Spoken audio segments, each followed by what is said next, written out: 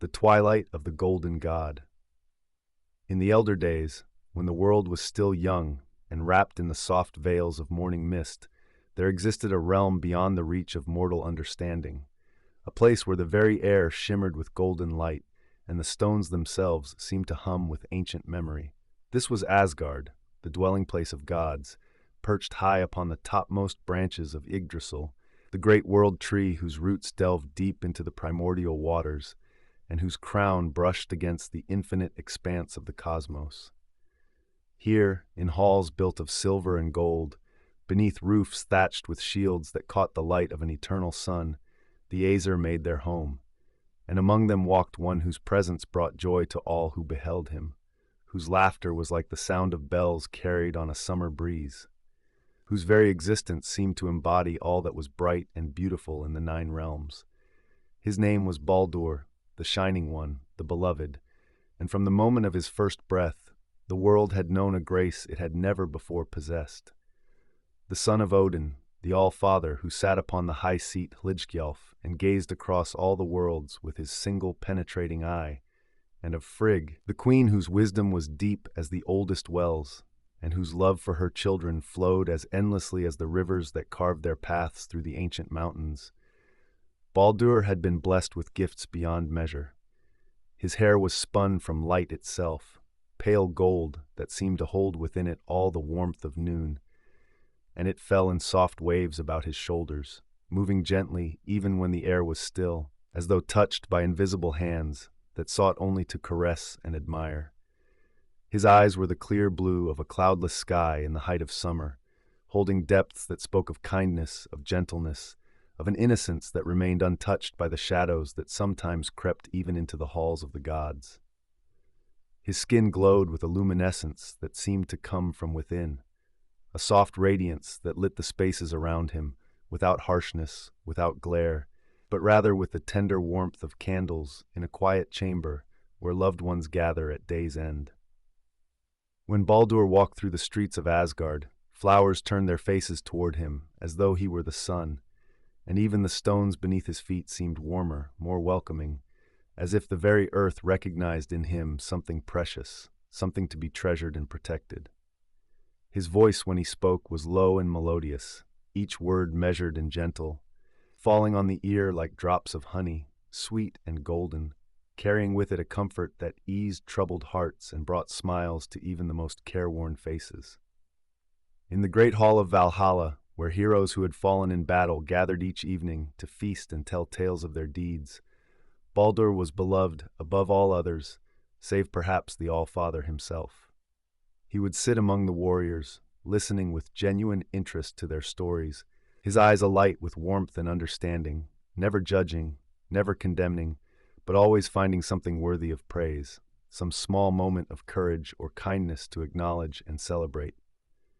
The Valkyries, those fierce maidens who rode across battlefields choosing the slain, would soften in his presence, their voices losing their edge, becoming musical and light, as though Baldur's very existence reminded them that there was more to existence than endless warfare and the clash of swords. But it was not only in the halls of the gods that Baldur was cherished. Throughout all the nine realms, stories were told of the Shining One, of his kindness and his beauty, of the peace that seemed to follow in his wake like a blessing. In Midgard, the realm of humans, mothers would tell their children tales of Baldur at bedtime, describing his gentle ways and encouraging them to emulate his kindness. In Alfheim, the realm of the Light Elves, his name was spoken with reverence, for they recognized in him a spirit akin to their own, one that loved beauty and harmony and sought always to create rather than destroy. Even in the deep forests of Vanaheim, home of the Vanir, those ancient gods of earth and growing things, Baldur was honored, for the trees themselves seemed to flourish in his presence, their leaves growing more lustrous, their branches reaching higher toward the sky, as though yearning for a glimpse of his radiant face. Frigg, his mother, loved him with a depth that transcended ordinary maternal affection. In him she saw not merely her son, but the very embodiment of all her hopes for the future, a symbol of peace and light in a world that too often seemed bent on its own destruction. She would watch him from afar as he moved through Asgard, her heart swelling with a pride that was mingled with something else, something darker and more difficult to name, a shadow of fear that crept at the edges of her consciousness like mist creeping over a field at dawn. For Frigg possessed a gift, an ability to see threads of fate as they wove themselves through the tapestry of time, and though she could not always discern their exact patterns, she could sense when something dark approached, when danger lurked in the hidden places of the world. And so it was that Frigg began to be troubled by dreams. They came to her in the deep watches of the night, when Odin lay beside her lost in his own mysterious visions, when the halls of Asgard were silent save for the gentle breathing of sleepers and the soft footfalls of guards making their rounds. In these dreams, Frigg saw her beloved son, her shining Baldur, but his light was dimmed, his face pale and still, his eyes closed as though in sleep. She saw him lying motionless on cold stone, surrounded by shadows that pressed in close, eager and hungry. And though she could not see what had brought him to this state, she felt with absolute certainty that something terrible had occurred, something that could not be undone. Night after night, these dreams came to her, growing more vivid, more insistent, until she could bear them no longer. She rose from her bed in the hour before dawn, when the sky was just beginning to lighten from black to deep blue, and she wrapped herself in a cloak of softest wool, its threads dyed the color of twilight. She moved through the silent halls like a ghost, her feet making no sound on the polished floors, until she came at last to the chamber where Baldur slept. The door opened without a sound beneath her touch, and she stood for a long moment in the doorway, gazing at her son. He lay upon his bed in peaceful repose, his golden hair spread across the pillow like a pool of sunlight, his chest rising and falling with the slow, steady rhythm of deep sleep. His face was serene, untouched by trouble or fear, and in that moment he looked so beautiful, so perfect, that Frigg felt her heart contract with a pain that was almost unbearable. How could such perfection be threatened? How could anything dark or evil dare to approach one so pure, so beloved? And yet the dreams continued to haunt her, and she knew with the certainty that comes from deep wisdom that they were not merely the imaginings of a worried mother, but visions of a possible future, glimpses of a fate that might yet come to pass. She withdrew from the doorway and made her way to the highest tower of her palace, a place where she often came when she needed to think, to see clearly, to commune with the deeper currents of fate that flowed through all things. The tower was open to the sky, its walls rising in a perfect circle, and at its center stood a pedestal of white stone, smooth and cool to the touch. Frigg placed her hands upon this stone and closed her eyes, reaching out with her consciousness, seeking the threads of fate that connected all living things, tracing them back to their sources, following them forward to their destinations. What she saw confirmed her deepest fears. There, woven into the very fabric of existence, she perceived the thread that was Baldur's life, golden and bright, stretching forward through time. But where it should have continued indefinitely, growing stronger and more luminous with each passing year, it instead grew suddenly thin, then fragile, and then it ended altogether, cut short in a moment of darkness and confusion. Frigg's eyes snapped open, and she gasped, her hands gripping the stone pedestal until her knuckles turned white. It was as she had feared. Her son, her beloved Baldur, was in danger. Death itself was reaching toward him, drawn perhaps by the very brightness of his spirit, eager to extinguish a light that burned too purely, too beautifully for the shadow to bear. But Frigg was no ordinary mother, and she was no helpless maiden to wring her hands and weep at the approach of fate. She was a queen, a goddess of great power and deep cunning, and if death sought to take her son, then she would do battle with death itself. She would use every resource at her command, every scrap of wisdom and magic she possessed, to protect Baldur from the doom she had foreseen.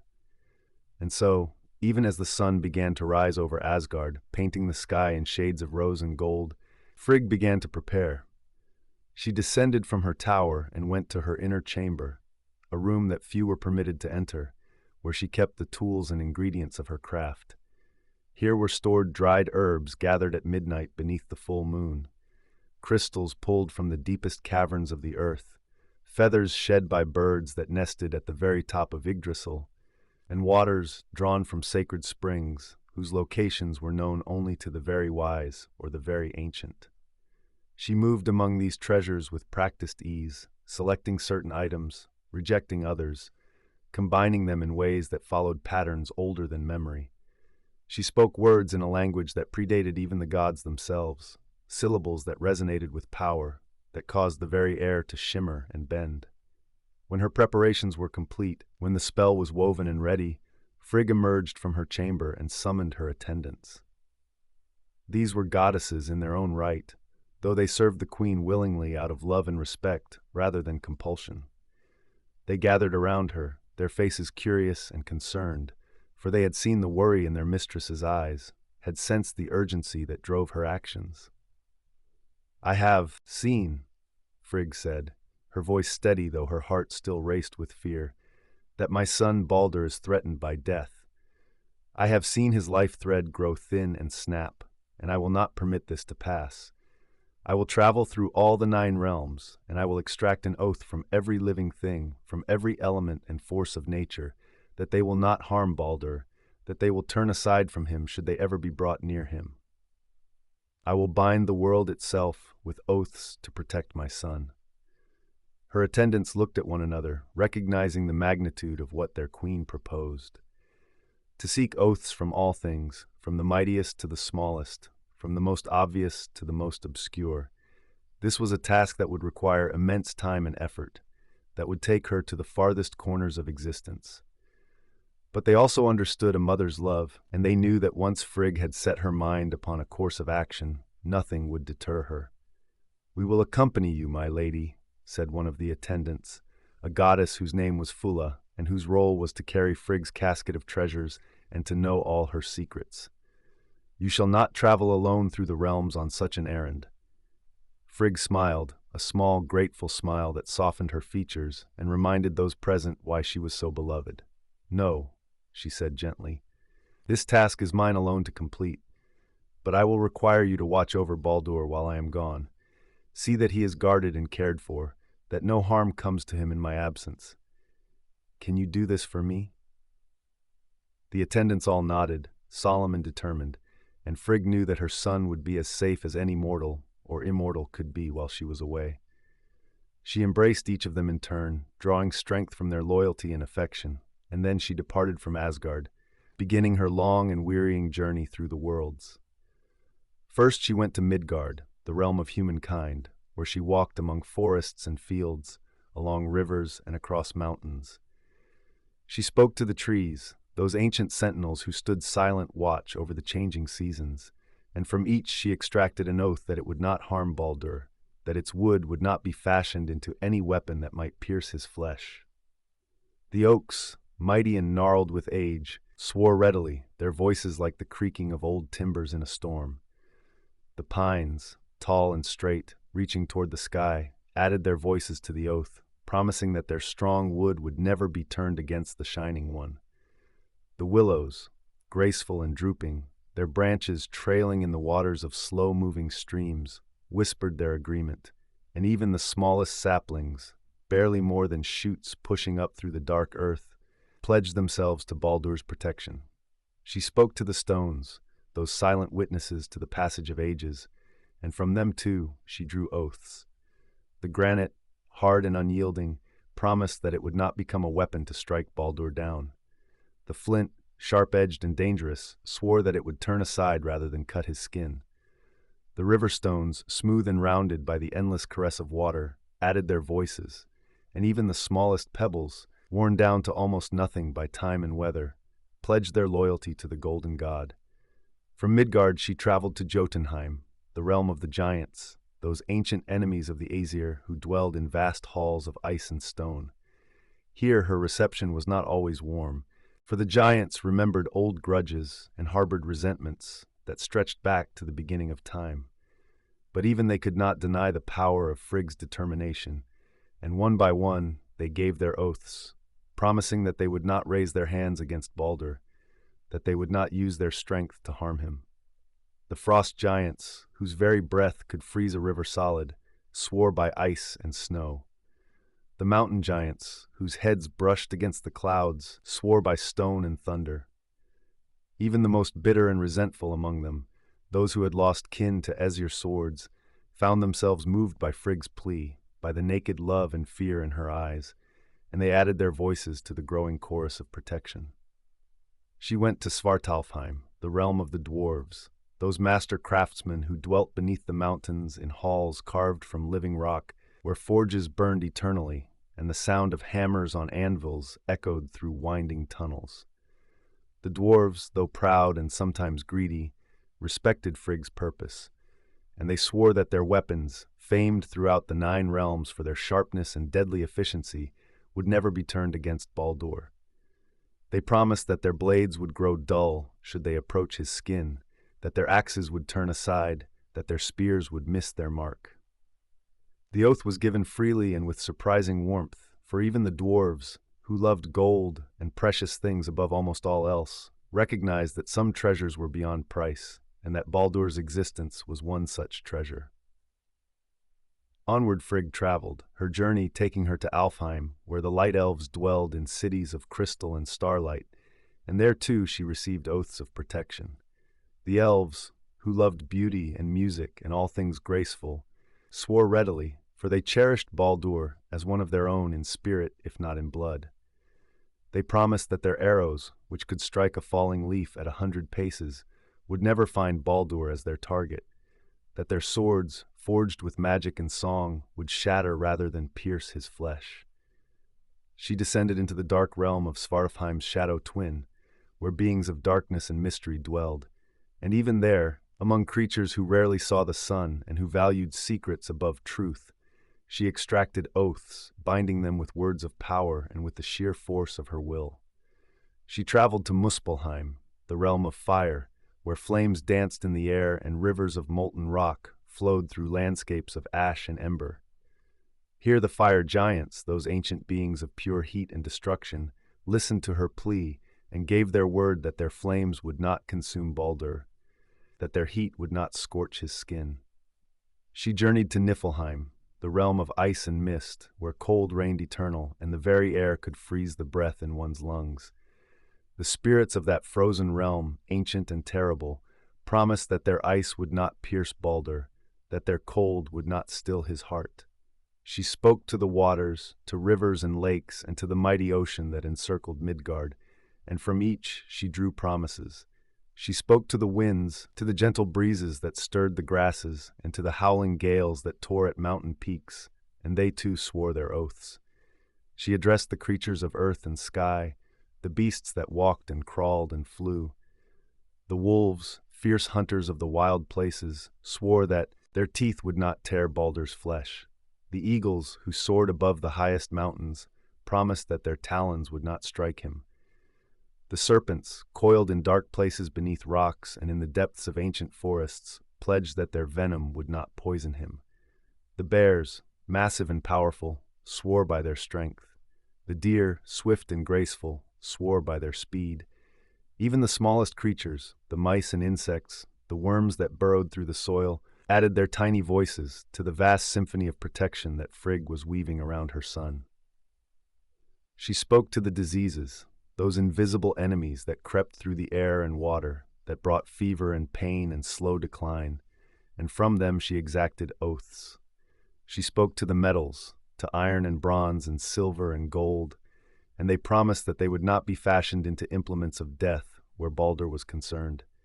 She spoke to the forces themselves, to gravity and to the very essence of motion and change, binding them with her words, commanding them to turn aside from her son. Days stretched into weeks and weeks into months, but Frigg did not waver in her purpose.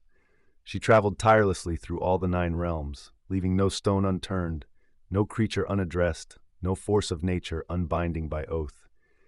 The effort exhausted her, draining her strength until she moved like one in a dream, her steps automatic, her words emerging by sheer force of will. But still she continued, driven by love and fear in equal measure, determined to leave nothing to chance, to bind the entire world in a web of protection so complete that not even fate itself could break through. At last, her task complete, she returned to Asgard. She arrived in the early morning, when the dew still lay heavy on the grass and the halls were just beginning to stir with life. She made her way to her palace, her feet heavy with exhaustion, her limbs trembling with the effort of supporting her own weight. Her attendants rushed to her side, their faces etched with concern, for Frigg looked as though she had aged 1,000 years during her absence. But when they began to speak, to ask after her health and offer assistance, she waved them aside. "Baldur," she said, her voice hoarse from the countless oaths she had spoken. "I must see Baldur." They led her to the garden, where her son was walking among the flowers, enjoying the morning sunshine. When Baldur saw his mother, his face lit up with joy, and he hurried to her side, taking her hands in his. "Mother," he said, his voice full of love and concern, "you look weary beyond measure. Where have you been? What task has taken you from Asgard for so long?" Frigg gazed up at her son, at his beautiful face and his concerned eyes, and she felt her exhaustion fall away, replaced by a profound sense of accomplishment and relief. "I have been securing your safety, my dear one," she said softly. "I have traveled through all the 9 realms and extracted oaths from every living thing, from every force and element, that they will not harm you. You are protected now, Baldur. Nothing in all of creation can hurt you." Baldur's expression grew troubled, for he was modest and did not think himself deserving of such extraordinary measures. "Mother," he protested gently, "surely this was not necessary. I am no more valuable than any other of the Aesir. You have gone to such trouble on my account, and I—" "Hush," Frigg said, placing a finger against his lips. "You are my son, and you are precious beyond measure. Let me have this peace, knowing that you are safe. Let me rest easy, knowing that I have done all within my power to protect you."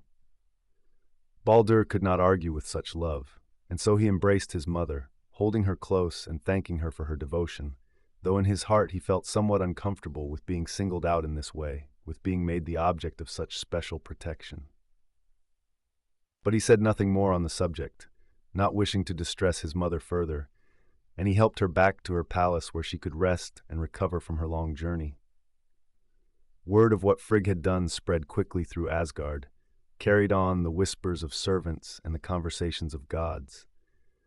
Within days, all the Aesir knew that Baldur had been made invulnerable, that nothing in all the 9 realms could harm him.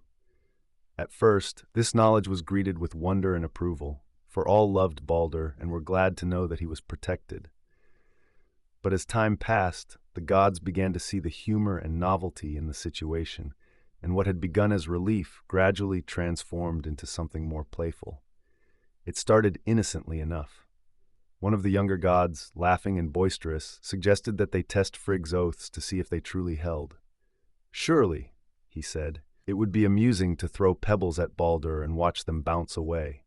It would be a game, nothing more, and it would prove the power of the protection his mother has woven around him." The suggestion was taken up by others, and before long a small group had gathered in the courtyard where Baldur stood.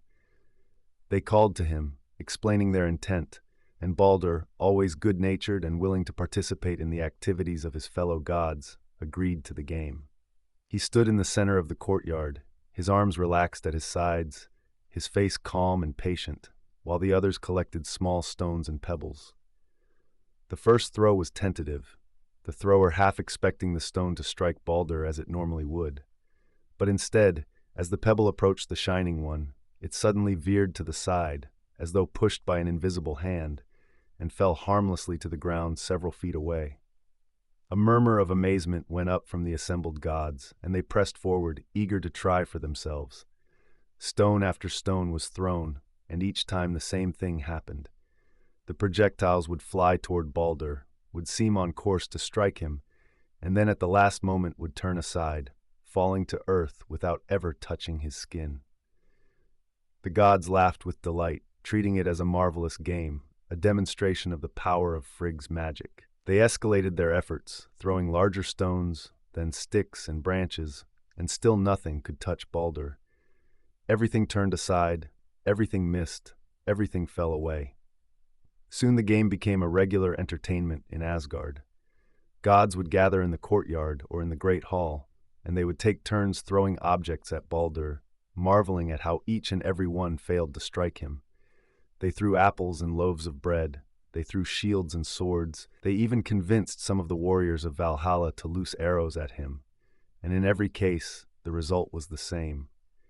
The objects would veer away at the last moment, or they would simply stop in midair and drop to the ground, as though encountering an invisible barrier that they could not cross. Baldur himself participated in these games with good grace, standing patiently while his fellow gods amused themselves. He smiled at their laughter, joined in their amazement, and never once complained or suggested that perhaps the game had gone on long enough. For he loved his companions and wished them to be happy, and if their happiness came from throwing things at him and watching them harmlessly deflected, then he was content to oblige them. But not everyone in Asgard shared in the general merriment. There was one among the Aesir who watched these games with eyes that grew increasingly cold, who heard the laughter with ears that detected only mockery and foolishness, who saw in Baldur's invulnerability not a blessing but something else, something that stirred within him feelings dark and complex. His name was Loki. Loki was a being unlike any other in Asgard, neither fully Aesir nor truly one of the Jotnar, though his blood was that of giants. He had been brought to Asgard in times long past, adopted as a blood brother by Odin himself in a ceremony that bound them together as closely as any kin. Loki was clever beyond measure, his mind sharp and quick, capable of finding solutions to problems that baffled even the wisest of the gods. He was handsome in his way, though his beauty was of a different sort than Baldur's, where Baldur's features were open and innocent, radiating warmth and kindness. Loki's were sharp and clever, his eyes bright with intelligence, and something else, something harder to define. There was a restlessness in Loki, a dissatisfaction that seemed to gnaw at him from within. He had done great service to the Aesir over the years, using his cunning to retrieve stolen treasures, to negotiate with giants, to trick enemies and outmaneuver those who sought to harm the gods. But he had also caused trouble, had played pranks that went too far, had set in motion events that led to chaos and near disaster. The gods tolerated him because he was useful, because they valued his cleverness, and because Odin had sworn brotherhood with him. But there were many among the Aesir who did not truly trust him, who watched him warily and kept their guard up when he was near. Loki had complicated feelings about many things, but perhaps his feelings about Baldur were the most complicated of all. On one level, he recognized Baldur's essential goodness, his kindness, and his beauty. He had no rational reason to dislike the Shining One, who had never done him any harm, who had in fact always treated him with courtesy and respect. But on another, deeper level, something in Loki recoiled from Baldur, found his perfection irritating, his universal popularity galling. Where Baldur was loved effortlessly, Loki had to work for any affection he received, had to prove his worth again and again. Where Baldur was trusted implicitly, Loki was regarded with suspicion. Where Baldur was included in all things as a matter of course, Loki often found himself on the outside looking in, his presence tolerated but not truly welcomed. And now, to add to the bitter brew of Loki's emotions, Baldur had been made invulnerable, had been elevated above all others, had become the subject of these endless games that seemed to Loki to be nothing more than foolish displays, wastes of time that turned a serious matter into entertainment. Day after day he watched as the gods gathered to throw things at Baldur, as they laughed and marveled and praised Frigg for her cleverness in protecting her son. Day after day Loki felt something dark growing within him, a resentment that he could not fully explain even to himself, a hunger for something he could not name. He began to brood, to withdraw from the company of the other gods. He would walk alone through the halls of Asgard or along its walls, his mind turning over possibilities, examining angles, looking for something though he was not quite sure what. He told himself that he was simply curious, that he merely wished to understand the nature of Frigg's magic, to appreciate the full extent of what she had accomplished. But beneath these reasonable-sounding justifications, darker impulses moved, impulses that Loki did not fully acknowledge even to himself. One evening, as twilight settled over Asgard and the sky deepened from blue to purple, Loki made his way to Frigg's palace. He found the queen in her garden, tending to the flowers that grew there in profusion, their blooms nodding gently in the cool evening breeze. Frigg looked up as Loki approached, and though there was a flicker of something in her eyes, caution perhaps or wariness, she greeted him politely. "Loki," she said, her voice neutral. "What brings you to my garden at this hour?" Loki smiled, and his smile was charming and disarming. The smile of someone who meant no harm, who sought only pleasant conversation. "I came to compliment you, Lady Frigg," he said smoothly. "All of Asgard speaks of what you have done, of the incredible protection you have woven around your son. It is a remarkable achievement, truly. To have traveled through all the 9 realms, to have extracted oaths from every living thing, the scope of such an undertaking boggles the mind." Frigg's expression softened slightly at the praise, though she remained somewhat guarded. "I did only what any mother would do, Bor," she said. "I saw danger approaching my son, and I took steps to prevent it. There is nothing remarkable in that." "Ah, but there is," Loki insisted, moving closer, his manner friendly and open. "Most mothers would not have had the knowledge or the power to do what you have done. Most would have been forced to simply stand by and watch, helpless, as fate unfolded. But you bent fate itself to your will, Lady Frigg. You commanded the very elements to turn aside from Baldur. Surely you must take some pride in such an accomplishment." Frigg allowed herself a small smile. "Perhaps," she admitted. "It is gratifying to know that Baldur is safe, that I have done all within my power to protect him." "All within your power," Loki repeated thoughtfully. "An interesting phrase. Tell me, Lady Frigg, and I ask this merely out of curiosity, you understand, for I am fascinated by the workings of magic and fate. Did you truly secure oaths from every single thing in all the 9 realms? Was there nothing, however small or insignificant, that you overlooked?" Frigg's smile faded slightly, and she looked at Loki with eyes that had grown sharp and searching. "Why do you ask?" she said carefully. Loki shrugged, a picture of innocent inquiry. "No particular reason," he said lightly. "It simply seems an overwhelming task to have spoken to every single thing that exists. I wondered if perhaps, in the vastness of such an undertaking, some small thing might have been missed. Not through any fault of yours, of course. The task itself was impossible in its scope. I merely wondered if absolute completeness was truly possible." For a long moment Frigg said nothing, studying Loki's face as though trying to read the intentions behind his question. Loki met her gaze steadily, his expression open and curious, betraying nothing of the complex emotions that churned beneath the surface. At last, Frigg seemed to make a decision. "There was one thing," she said slowly, reluctantly, as though the admission was being pulled from her against her will. "A small plant growing west of Valhalla. It is called mistletoe, and it seemed to me so young, so small and harmless, that I did not think it necessary to extract an oath from it.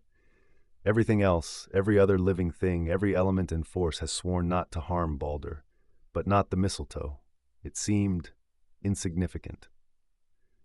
Loki's smile widened, though he was careful to keep it warm and friendly, to show no sign of the sudden sharp interest that had flared within him at Frigg's words. "Of course," he said smoothly, "mistletoe is indeed a small and harmless plant. I am sure you were right to exempt it from your oaths. After all, what harm could such a thing possibly do?" Frigg relaxed, reassured by Loki's easy agreement. "Exactly," she said. "It is nothing to worry about." They spoke for a few more minutes about inconsequential matters, and then Loki took his leave, bidding Frigg a pleasant evening. He walked away from her garden with measured steps, giving no outward sign of haste or excitement, but inwardly his thoughts raced. Mistletoe, a plant that had not sworn any oath, that was therefore not bound by the magic that protected Baldur. It was a tiny gap in the otherwise impenetrable shield that Frigg had woven, a single point of vulnerability in armor that was otherwise perfect, and Loki had found it.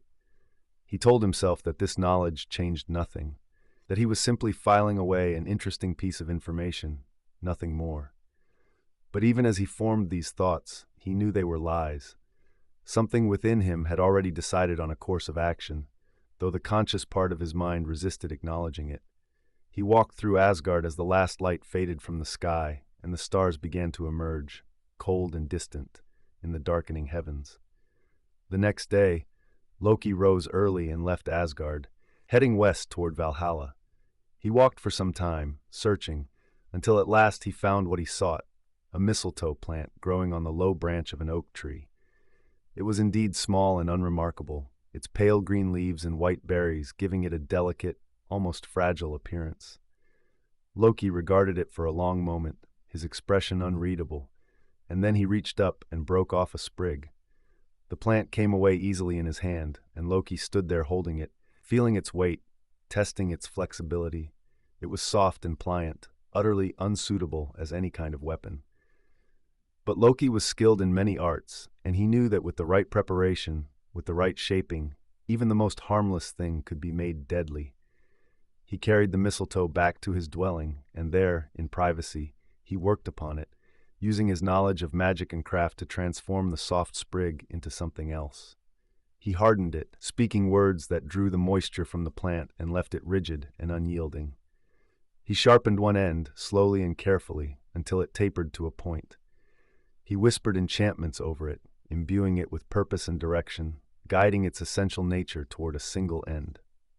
The process took hours, and when he was done, Loki held in his hands something that looked almost like a slender dart or small spear, fashioned entirely from mistletoe, innocent in appearance, but now possessed of a deadly potential. He regarded his handiwork with a mixture of emotions. Part of him recoiled from what he had created, from what he was contemplating. He regarded his handiwork with a mixture of emotions. Part of him recoiled from what he had created, from what he was contemplating. This was Baldur, beloved of all the gods, whose kindness had touched even Loki himself, on occasions too numerous to count. What madness drove him to fashion this weapon, to seek out the one vulnerability and protection that had been woven with such love and such care? But another part of him, a part that had grown louder and more insistent over the days and weeks of watching those foolish games, felt something like satisfaction, like the fulfillment of a need he had not known he possessed. He told himself that he merely wished to test the extent of Frigg's magic, to see if the gap he had discovered was real or merely theoretical. He told himself that he would not actually use the weapon, that he was simply satisfying his curiosity. But these justifications rang hollow even in his own mind, and he knew with a certainty that chilled him that he was lying to himself, that he had already decided upon a course of action that could not be undone. He concealed the mistletoe dart within his clothing and made his way to the great courtyard where the gods had gathered once again for their daily entertainment. The afternoon sun hung low in the western sky, painting everything in shades of amber and gold, and the air was warm and gentle, carrying with it the scent of flowers from Frigg's garden and the distant smell of roasting meat from the kitchens of Valhalla. The gods were in high spirits, laughing and calling out to one another, and at the center of their gathering stood Baldur, as always patient and smiling, his golden hair catching the light, his presence like a beacon of warmth and peace. Loki joined the edge of the crowd, watching as one god after another took their turn throwing various objects at Baldur. Thor, the thunder god, massive and strong, laughing with the unself-conscious joy of a child, hurled his hammer Mjolnir with careful aim, and the weapon flew true until it reached the invisible boundary around Baldur, at which point it suddenly veered upward and sailed harmlessly over his head before returning to Thor's waiting hand. The assembled gods cheered and applauded, delighting in the demonstration of Frigg's magic. Near the edge of the gathering, somewhat removed from the main group, stood another figure. His name was Hodur, and he was Baldur's brother, though in appearance and temperament they could not have been more different. Where Baldur was all light and radiance, Hodur dwelt in eternal darkness, for he had been born blind, his eyes seeing nothing of the world that others took for granted. He was tall and well-formed, his features noble and strong, but his expression held a sadness that never quite left him, a sense of isolation that came from being unable to participate fully in the visual world that his fellow gods inhabited. He could hear the laughter and the cheers, could sense the joy that filled the courtyard, but he could not see what caused it, could not witness his brother standing serene and untouched as objects flew harmlessly past him. Hodur stood with his arms crossed, his head slightly bowed, and though he smiled when others addressed him, There was a wistfulness in his expression that spoke of longing, of a desire to be part of the merriment that surrounded him. Loki noticed him standing there, noticed his isolation, and something stirred in the trickster's mind. A possibility, a path forward that would allow him to accomplish his goal while keeping his own hands, in one sense at least, clean. Loki moved through the crowd with easy grace, making his way to Hodor's side. He placed a hand gently on the blind god's shoulder, causing Hodor to turn his head in Loki's direction. "Hodor," Loki said, his voice warm and friendly, carrying in it a tone of companionship and understanding. "Why do you stand apart from the others? Why do you not join in the games?" Hodor's expression grew more melancholy, and he shook his head slowly. "How can I join in?" he said quietly. "I cannot see where Baldur stands, cannot aim any throw. I would only embarrass myself and perhaps accidentally strike someone else. It is better that I remain here and listen to the others enjoy themselves." "But that seems most unjust," Loki said, his voice taking on a note of indignation on Hodor's behalf. "Baldur is your brother, and you honor him as much as any here. Should you not also have the opportunity to participate in celebrating his invulnerability? Should you not also have the chance to demonstrate the power of the oaths that Frigg has secured?" Hodor turned more fully toward Loki, and there was a hunger in his expression now, a desperate desire to believe what Loki was suggesting. "Do you truly think so?" he asked. "I would not wish to cause any trouble, or to interrupt the games, but I confess it would please me to be part of this, to share in what the others are doing." "Of course you should be part of it," Loki said firmly, his hand still resting on Hodor's shoulder, guiding him gently forward, away from the edge of the crowd and toward where Baldur stood. "Come, I will help you. I will guide your hand and tell you where to aim. It will be my honor to assist you in this." Hodor allowed himself to be led forward, his face brightening with an emotion that was almost painful to witness. Pure, simple joy at being included, at being given the chance to participate in something that had seemed forever beyond his reach. Loki felt a twinge of something that might have been guilt or shame, but he pushed it aside, focusing instead on the task at hand. He reached into his clothing and withdrew the mistletoe dart, its surface smooth and hard, its point wickedly sharp. "Here," Loki said, pressing the dart into Hodor's hand. "Take this. It is a small spear that I have fashioned.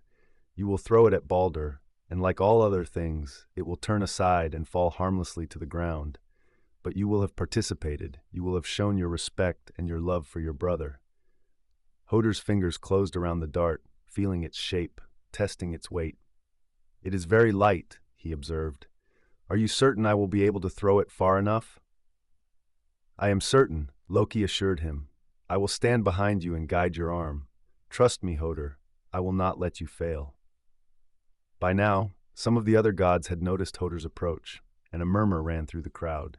Several called out encouragement, pleased to see Baldur's brother joining in the games at last. Baldur himself, hearing the commotion, turned in Hodor's direction, and though Hodor could not see it, Baldur's face lit up with genuine pleasure. "Hodor!" Baldur called out, his voice full of warmth and welcome. "How wonderful that you have come to join us. Please, do throw something at me. I would be honored to have my own brother participate in this entertainment." Hodor's smile widened at the sound of his brother's voice, at the obvious pleasure and acceptance in Baldur's words. "Thank you, brother," he called back. "Loki has kindly offered to help me, to guide my throw so that it might fly true." "Loki is kind indeed to assist you," Baldur said, and there was no suspicion in his voice, no wariness, only simple gratitude that someone was helping his brother to be included. "I am ready whenever you are." Loki positioned himself behind Hodor, placing his hands on the blind god's shoulders, adjusting his stance. "Now," he said quietly, his voice close to Hodor's ear, "raise your arm. Yes, like that. You are facing directly toward Baldur now. Can you sense his position? Can you feel the warmth of his presence?" Hodor nodded. "I think so," he said.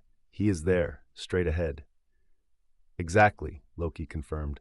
"Now, when I tell you, you will throw the dart with all your strength. Aim for where you sense him to be. Do not worry about the throw being true. Remember, the dart will turn aside just as all other things have done. This is merely a gesture, a symbol of your participation." Hodor drew back his arm, the mistletoe dart gripped firmly in his hand. The other gods had fallen silent now, watching with interest and approval as Hoder prepared to make his throw. The courtyard was quiet save for the gentle sound of wind moving through the eaves of nearby buildings and the distant call of birds settling in for the approaching evening. "Now," Loki said softly. "Throw now." Hoder's arm swept forward with surprising force, and the mistletoe dart flew from his hand, spinning slightly as it arced through the air.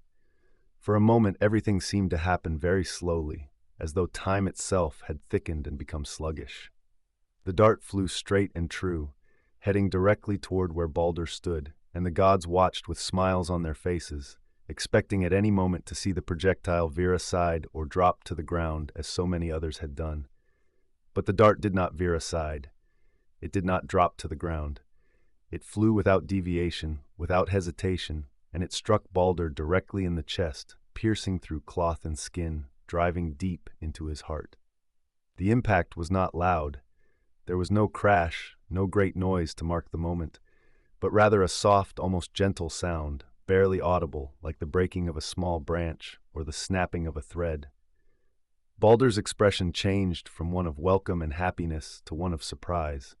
His hands moved to his chest, touching the shaft of the dart that protruded there, his fingers exploring it with a kind of bewildered curiosity, as though he could not quite understand what had happened. He looked down at the dart, and then his gaze lifted to sweep across the assembled gods, his eyes wide and confused. He tried to speak, but no words came, only a soft exhalation, a breath leaving his body with a sound like a sigh. The light that had always surrounded Baldur, that soft radiance that seemed to emanate from his very being, began to fade. It dimmed slowly at first, like a candle sheltered from the wind, and then more rapidly, until it was gone entirely, leaving Baldur looking pale and insubstantial in the ordinary light of late afternoon. His knees buckled, and he sank slowly to the ground, his movements graceful even in this moment of dissolution, and he lay there on the stones of the courtyard, his golden hair spread around him, his eyes open but seeing nothing, his chest still and no longer rising and falling with breath. For a long moment, absolute silence reigned in the courtyard. The gods stood frozen, unable to comprehend what they had just witnessed. It was impossible. Baldur could not be harmed. Everything in all the 9 realms had sworn oaths to protect him. And yet there he lay, motionless and growing cold, the mistletoe dart still protruding from his chest, its pale wood stained now with his blood. Then the silence broke, shattered by a cry of anguish so profound, so filled with pain and horror, that it seemed to tear at the very fabric of the air.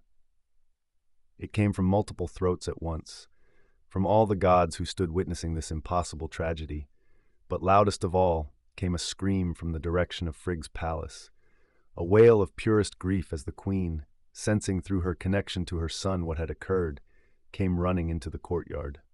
She flew across the stones as though carried by wind, her garments streaming behind her, her face contorted with an agony beyond description. She fell to her knees beside Baldur's body and gathered him into her arms, pulling him against her chest, her hands frantically touching his face, his hair, his still form, as though by the sheer force of her love she could call him back from wherever he had gone. But Baldur did not respond. His eyes remained open but sightless, his body limp in her embrace, and Frigg's wails of grief rose up into the evening sky, raw and terrible, the sound of a mother's heart breaking. The other gods began to move now, to converge on the spot where Frigg knelt with her dead son. They stumbled forward as though in a dream, their faces pale with shock, their hands reaching out but not knowing what to touch, how to help, what to do in the face of this catastrophe. Thor stood with tears streaming down his face, the mighty thunder god brought to weeping by the sight of his fallen kinsman. Odin himself appeared, though none had seen him approach, the All-Father's face grave and ancient, his single eye blazing with an emotion too complex to name.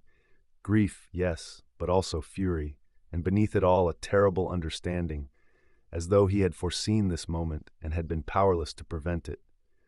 Hoder stood where he had thrown the dart, his hands still raised, his expression one of complete incomprehension. "What has happened?" he cried out, his voice breaking. "Why has everyone gone silent? Why do I hear such weeping?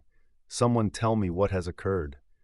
One of the gods, his own voice thick with grief, moved to Hodor's side and took his arm. "Hodor," he said gently, though his words were heavy with the weight they carried, "your throw did not miss. The dart did not turn aside. It struck Baldur in the heart, and he is dead. Baldur is dead." Hodor staggered as though he himself had been struck. His face went white, then red, then white again, and his mouth opened and closed, but no sound emerged. When he finally found his voice, it was a thin, reedy thing, barely recognizable. "No," he whispered. "No, that is not possible. Everything turns aside from Baldur. Loki told me that the dart would not harm him, that it was only a gesture, a way for me to participate in the games. He guided my hand. He assured me that—" But even as Hodor spoke, the gods were turning, looking around the courtyard, searching for Loki. Several called his name, their voices hard and angry, demanding that he show himself, that he explain what had happened. But Loki was gone. In the confusion and shock that had followed Baldur's fall, he had slipped away, vanishing as completely as mist before the morning sun. Where he had gone, none could say, but his absence spoke more loudly than any confession. The truth began to dawn on the assembled gods, spreading through their ranks like poison through water. Loki had known. Loki had discovered the one thing that could harm Baldur. Loki had fashioned the weapon. Loki had guided Hodor's hand. Loki had done this terrible thing, had struck at the very heart of Asgard, had extinguished the brightest light in all the 9 realms. The shock began to transform into rage, hot and fierce, and voices called out for Loki to be found, to be brought to justice, to be made to pay for this unforgivable betrayal. But Odin raised his hand, and though he spoke no word, the gesture commanded silence. The All-Father moved slowly to where Frigg knelt, still cradling Baldur's body, still weeping with a grief that seemed endless. He placed his hand on his wife's shoulder, and she looked up at him, her face ravaged by tears, her eyes pleading with him to do something, to fix this, to bring their son back. "My love," Odin said, and his voice was infinitely gentle, infinitely sad. "We must prepare him. We must give him the honor he deserves." Frigg shook her head violently. "No," she said, her voice hoarse. "No, there must be something we can do. We cannot simply accept this.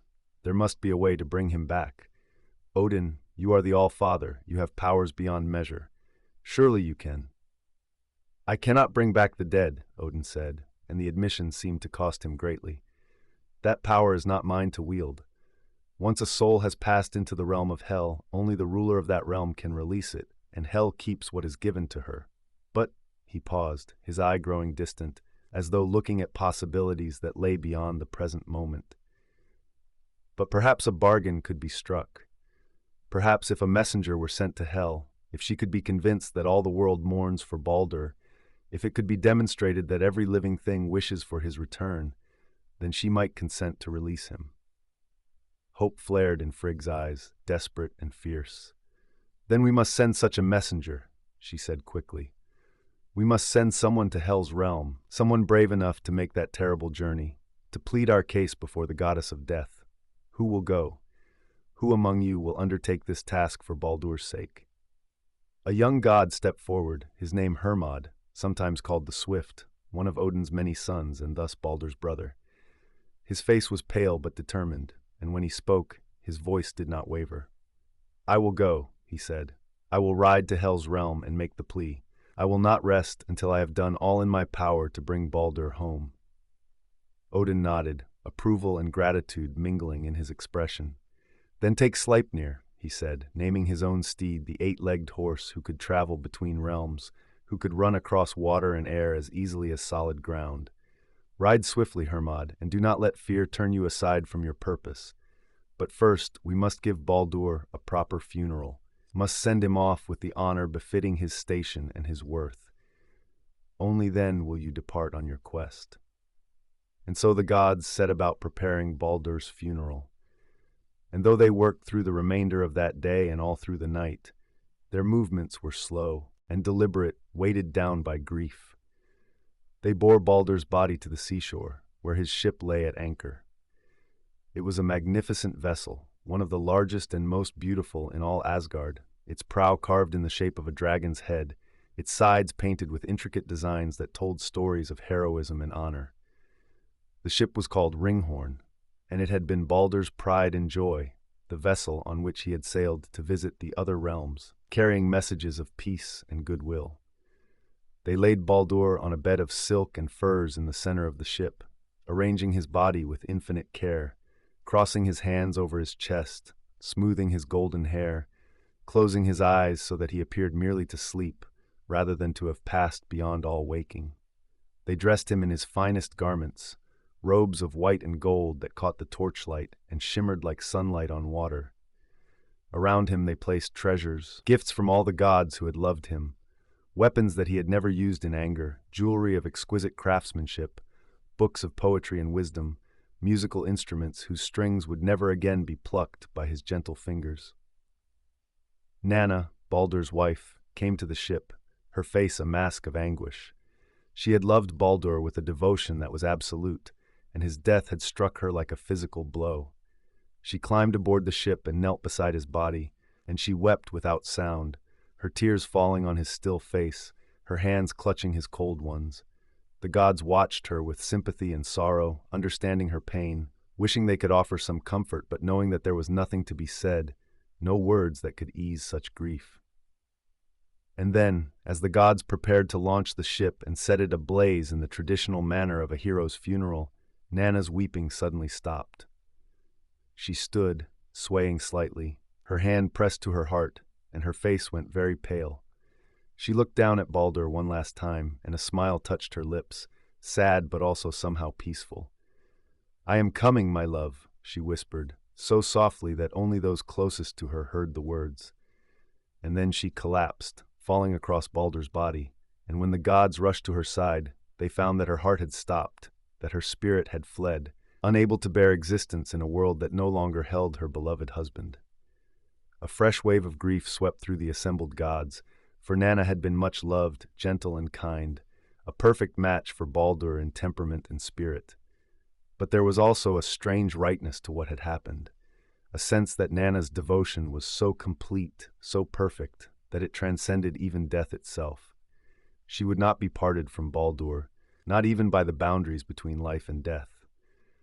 And so the gods left her where she had fallen, arranging her body next to Baldur's, positioning her so that she lay in his arms as though they were merely sleeping together, as they had done countless times in life.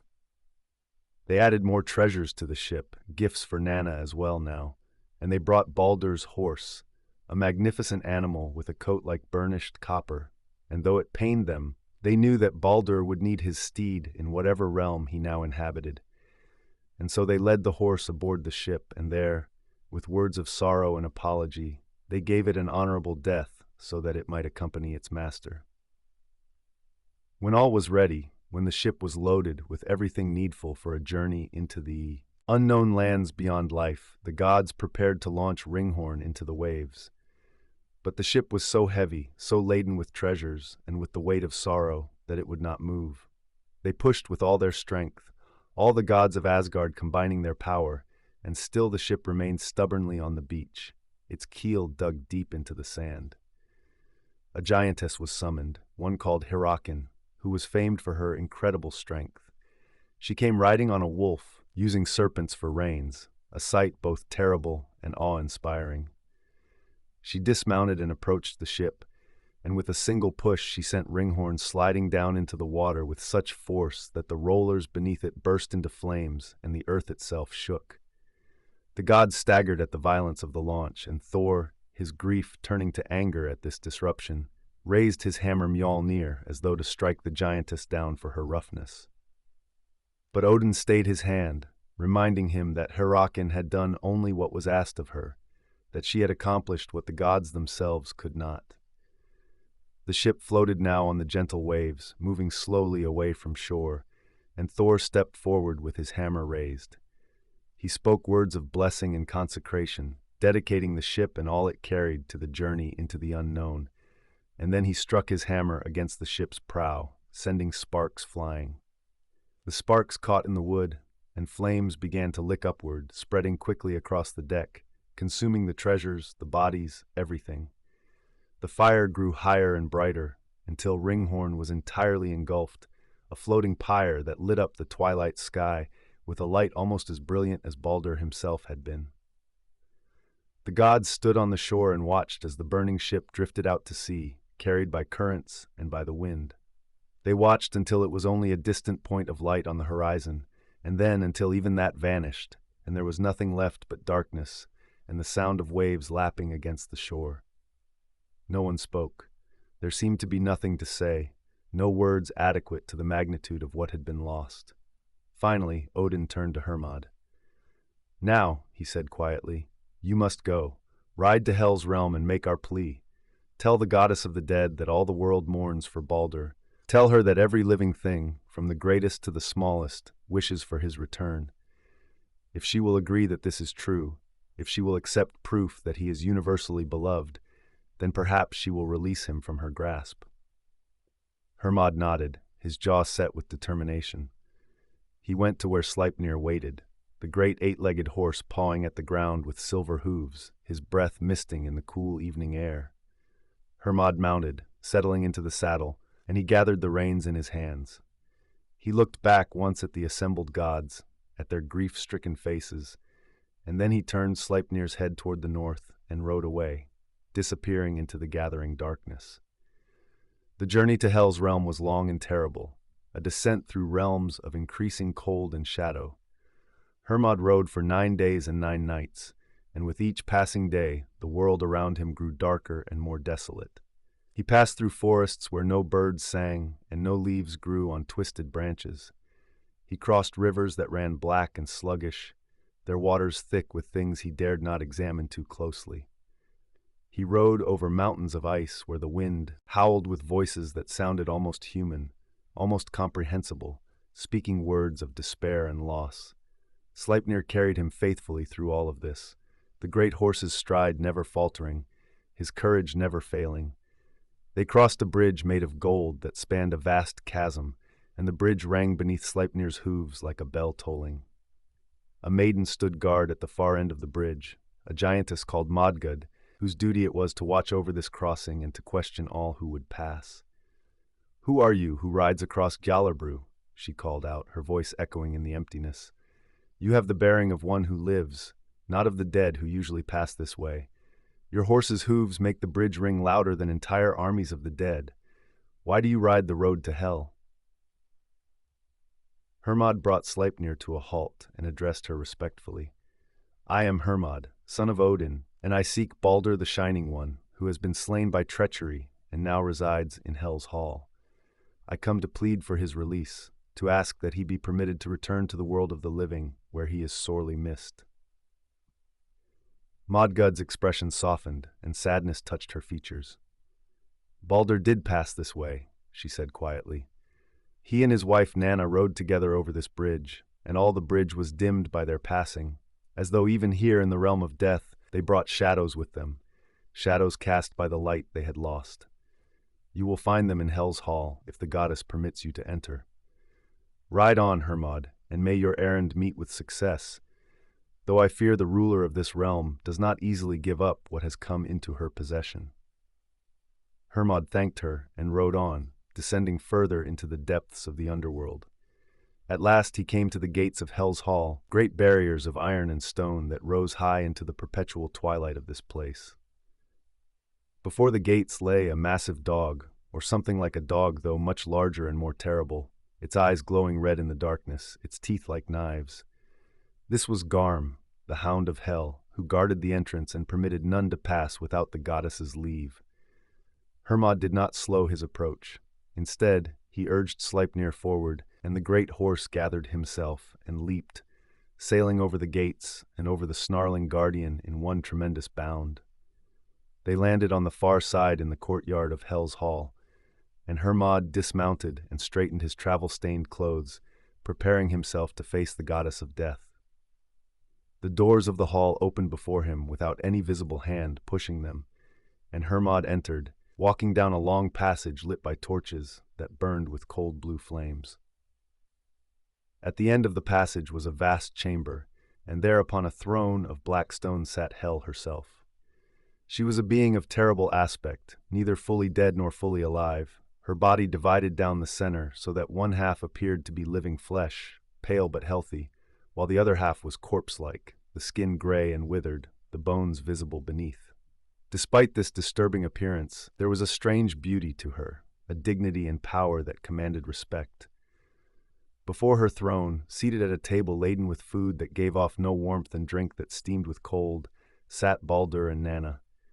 They looked up as Hermod entered, and joy and surprise lit their faces. Baldur rose and came forward, embracing his brother, and though his body was cold too, the touch, his smile was warm, his spirit seemingly undiminished by his sojourn in this dark realm. "Hermod," Baldur said, his voice filled with pleasure and wonder, "how have you come to be here? Have you also passed from life? I cannot bear to think that another of our kin has fallen." "No, brother," Hermod assured him quickly. "I live still, and I have come with a purpose. All of Asgard mourns your loss, Baldur. The grief of the gods is beyond measure. Our father Odin has sent me here to plead with the goddess Hel, to ask that she release you from her realm and permit you to return to life. The world is darker without you. We need you to come home." Baldur's expression grew sad and he shook his head slowly. "I do not think that is possible," he said softly. "The laws that govern life and death are ancient and stern. Once one has passed into Hel's realm, the return is not permitted. But I am grateful beyond words that you have made this journey, that you have braved such dangers to come here. It comforts me to know that I am remembered, that I am missed." "You are more than missed," Hermod said fervently. "You are needed, Baldur. The balance of the world has been disrupted by your death. Please let me at least try to plead your case. Let me speak to the goddess." Baldur nodded, and together they approached Hel's throne. Hermod bowed deeply, showing the respect due to one of such power, and then he straightened and met the goddess's gaze without flinching. "Great Hel," he said, his voice steady despite the fear that clutched at his heart, "I come as a supplicant and as a messenger. I bring the grief of all Asgard, the tears of gods and goddesses who mourn the loss of Baldur the Shining One. I come to ask, to beg if necessary, that you release him from your realm. His death was brought about through treachery, through the malice of one who betrayed the trust placed in him. It was not his time to die. The world needs him. Will you not show mercy and permit him to return?" Hel regarded Hermod with eyes that were ancient and knowing, that had witnessed countless souls pass through her hall, that had heard numberless pleas and petitions. When she spoke, her voice was neither warm nor cold, but rather neutral, the voice of one who speaks of laws and customs rather than of personal feelings. "The rules that govern my realm are not mine to break," she said. "I do not make them, nor can I set them aside on a whim. What comes to me, I keep. This has been the way since the beginning of time, and it will remain the way until the end of all things. However," and here she paused, and something that might have been compassion flickered briefly in her strange eyes, "I am not entirely without feeling. It is clear to me that Baldur was greatly loved, that his death has caused genuine grief. And so I will make this bargain with you. If it is true that all things in all the worlds mourn for Baldur, if every living and non-living thing, every being and every element, weeps for his loss and wishes his return, then I will release him. But if even one thing refuses to weep, if even one entity in all of existence does not mourn him, then Baldur must remain here with me. Do you accept these terms?" Hermod's heart leaped with hope. It seemed an achievable condition. After all, Baldur had been universally beloved. What thing would not weep for his loss? What being would refuse to mourn one so good and so kind? "I accept your terms." "Great Hel," Hermod said, bowing again. "I will return to Asgard and relay your words. The gods will send messengers throughout all the 9 realms, and you will see that every single thing mourns for Baldur. He will be returned to us." "Then go," Hel said, waving one hand in dismissal. "But go quickly, for my patience is not infinite, and if your task is not completed before the next turning of the seasons, I will consider the bargain void." Hermod embraced Baldur one last time, clasping him tightly despite the cold that radiated from his brother's body. "Be strong," he whispered. "We will free you from this place. I swear it." Then he turned and hurried from the hall, finding Sleipnir waiting faithfully in the courtyard. He mounted and rode back the way he had come, retracing his terrible journey, but now his heart was lighter, filled with hope and determination. He returned to Asgard after another 9 days of hard riding, and he went immediately to where the gods had gathered, still mourning, still lost in their grief. When they saw Hermod approach, they surrounded him, calling out questions, demanding to know what had happened, whether there was any hope. Hermod dismounted and stood before them, and he relayed everything that had occurred, describing his journey, his conversation with Baldur, and most importantly, the bargain that Hel had offered. When he finished, a murmur ran through the assembled gods, and then Frigg stepped forward, her face transformed by hope. "Then we must act immediately," she said, her voice strong again, regaining the command and authority that had temporarily been lost to grief. "We will send messengers to every corner of all the 9 realms. Every god will take a portion of the world and will ask every living and non-living thing to weep for Baldur. If we are thorough, if we reach every single entity, then Hel will have no choice but to release him." The gods agreed immediately, energized by the possibility of action, of doing something to remedy the terrible wrong that had occurred. They divided the 9 realms among themselves, each taking responsibility for a particular region or particular categories of beings. They went out from Asgard like a great wave, spreading across the worlds, and everywhere they went. They told the story of Baldur's death and asked all they encountered to weep for his loss. And everywhere they went, they found willing mourners. In Midgard, humans wept openly when they heard that the Shining One had been slain, and their tears flowed freely. In the forests, trees seemed to weep, their leaves drooping, and everywhere they went, they found willing mourners. In Midgard, humans wept openly when they heard that the Shining One had been slain, and their tears flowed freely, running down weathered cheeks and falling onto the earth, where they sank into the soil like rain after a long drought. In the forests, trees seemed to weep, their leaves drooping, and moisture gathered on their bark as though the wood itself were crying, droplets forming slowly and trickling down to gather at the roots. The rivers swelled with the tears of water spirits who had loved Baldur's gentle presence when he walked along their banks, and the streams burbled with sounds that were almost like sobbing, a soft, continuous lament that filled the valleys and echoed off the hillsides. In the mountains, the stones wept, though their tears were slow and took the form of morning dew that gathered on their surfaces. Glittering in the pale light like diamonds, each droplet a tiny monument to grief. The eagles in their high eyries called out in voices that sounded mournful and lost, and even the wolves, fierce hunters though they were, howled with a sadness that pierced the night, their voices rising and falling in a song of mourning that carried for miles across the wilderness. The deer stood still in their forest clearings, their large eyes liquid with sorrow, and the small creatures of field and hedgerow, the rabbits and mice and voles, seemed to move more slowly, their usual frantic energy muted by the weight of loss. In Jotunheim, even the giants, those ancient enemies of the Aesir, wept for Baldur. They remembered his courtesy, the way he had always spoken to them with respect, even when others showed only hostility and suspicion. They remembered his efforts to build bridges between their people and the gods of Asgard, his genuine belief that peace was possible, that old hatreds need not continue forever. The frost giants wept tears that froze as they fell, creating sculptures of ice that caught the light and split it into rainbows. The mountain giants wept tears that became waterfalls, cascading down cliffsides and filling the valleys below with the sound of their grief. In Alfheim, the light elves composed songs of mourning, melodies so beautiful and so sad that anyone who heard them could not help but weep themselves. They sang from dawn until dusk, their voices blending together in harmonies that spoke of love and loss, of beauty that had passed from the world, of light that had been extinguished. Their tears fell on their crystal cities and made the facets sparkle even more brilliantly, as though the elves were determined to honor Baldur's memory by making their world as beautiful as possible, by creating light to replace the light that had gone out. In the realm of the dwarves, those master craftsmen who rarely showed emotion, who prided themselves on their stoicism and their focus on their work, even they stopped their hammering and set aside their tools.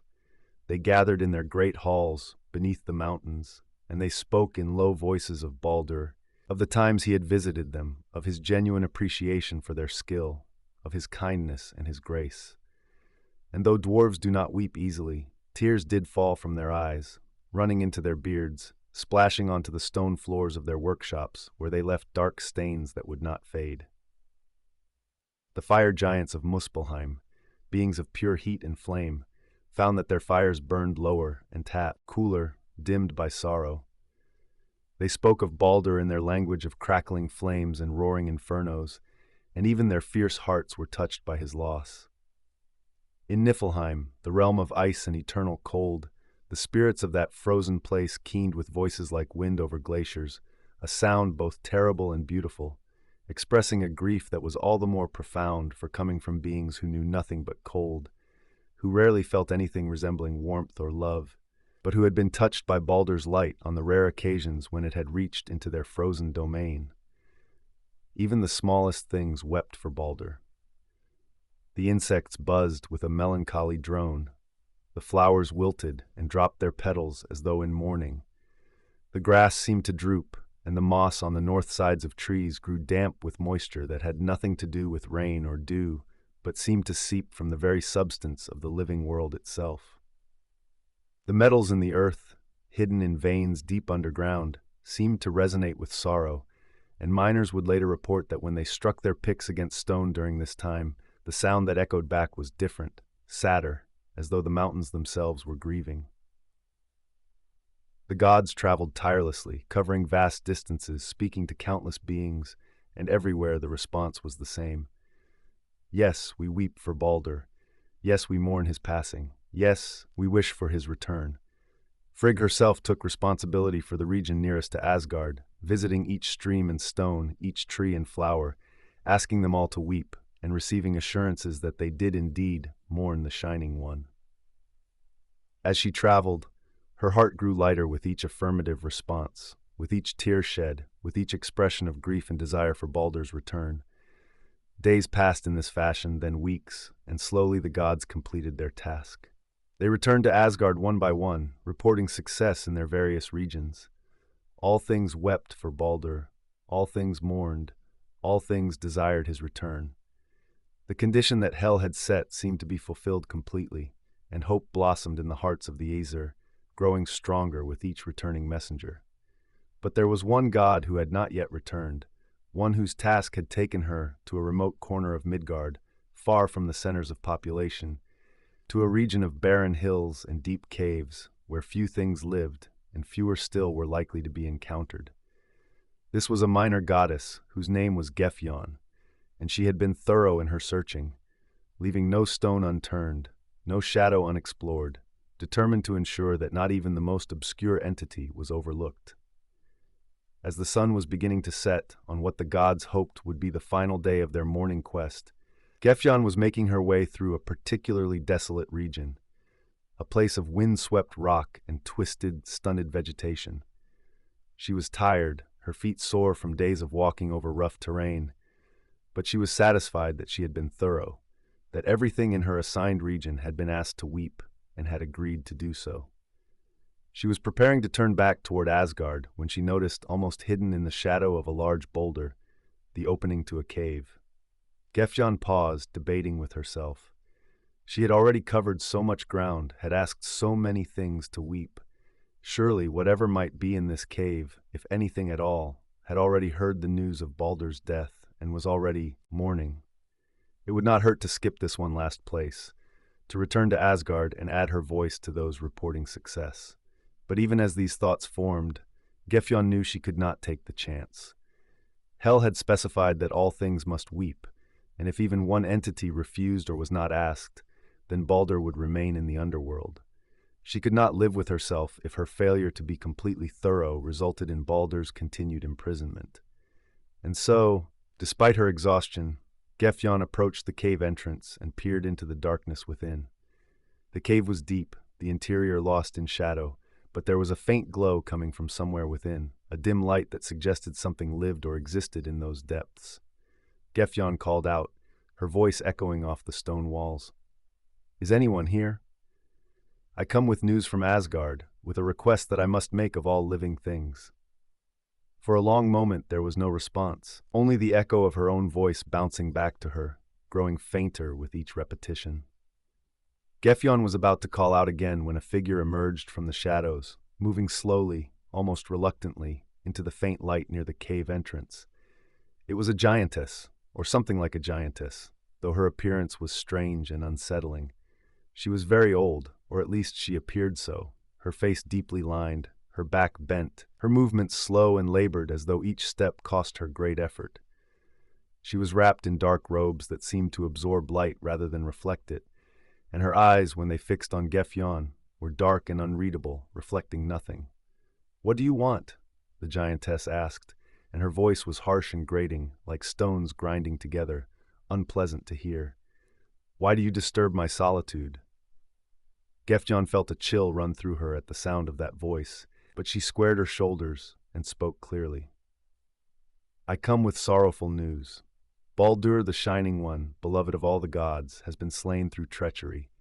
He is held now in Hel's realm, and the goddess has said she will release him only if all things in all the worlds weep for him and mourn his loss. I have been sent to ask all beings in this region to weep for Baldur.